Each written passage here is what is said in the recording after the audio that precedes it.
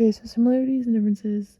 The code runs the same value every time, whereas there is variability in the time it takes for each trial of the lab in person, and it's likely because of the values mentioned in the assumptions. So the code shows this red and blue thing basically move down the pipe, and that represents the strongest part of the current. And so because it's moving, you can see that it's moving with the magnet, and it says which one's blue and which one's red. So this would be counterclockwise, and this one, the magnetic field is up, so that one is opposing it more and going slower, or opposing that like downward force more and going slower. So that one would be the red one, or the blue one, because it's a little bit slower. But then for clockwise, the magnetic field is pointing down if the current is going that way, so that's the red one because it's a little bit faster.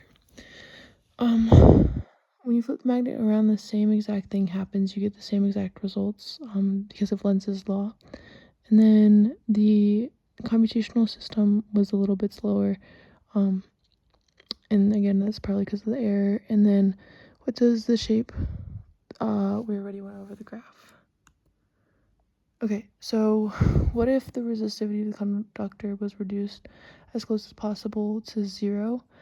Then it would go really, really slow, even slower than now, because of Ohm's law and the inverse relationship between resistance and current.